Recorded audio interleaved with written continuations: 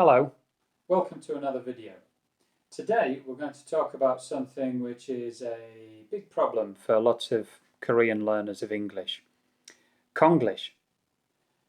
The problem with Konglish is a lot of people don't know when something actually is Konglish or whether it's English. They're not sure.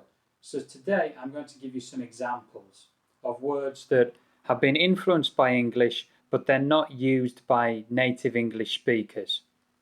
If you use these words with a native English speaker, unless they are very familiar with Koreans, they won't know what these words mean. Okay, so the first example is selka. So you take a picture with your mobile phone of yourself. In Korea, people call this a selka. If you say that in the UK or the US, they won't know what it means. In the UK or the US, it's called a selfie. Okay, so selfie. The second example is grand open. So when a new place is opening in Korea, quite often there'll be a big sign on the outside of the building saying grand open. Again, this is Konglish, because the correct English would be grand opening. Grand opening. So grand open by itself doesn't really make sense. In Konglish it's okay, but in English not. The next example, I actually quite like this one, is 1+1. So this is when you go into a shop and you buy one item and you can get another item for free. 1+1 is Konglish. I like it, but it's Konglish. The actual English is buy one, get one free. So buy one, get one free. The next example is notebook. In English, notebook would mean a book that you would maybe write in to take notes. In Konglish, it means a computer, or in English, as we would call it, a laptop. So a laptop computer. So a notebook by itself could be confusing. The next example is office tel.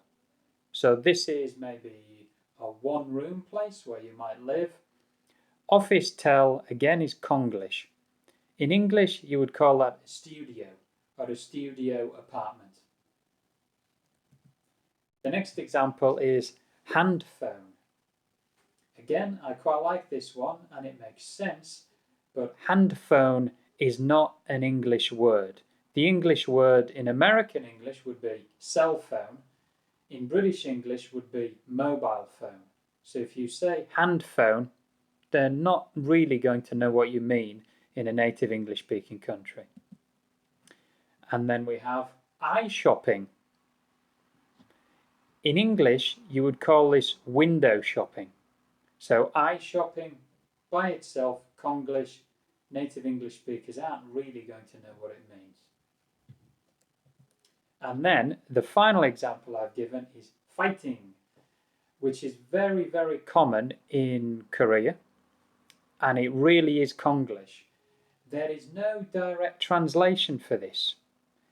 I can kind of explain what you would say in that situation, maybe in English, but it would be things like, yeah, come on, let's go, let's keep going, something like that.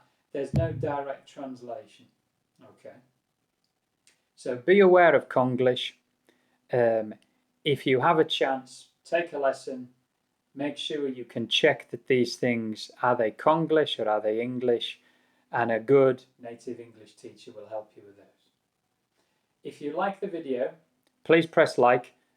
Also subscribe to our blog on Naver, and you can like us on Facebook as well. Okay, thank you very much. See you next time.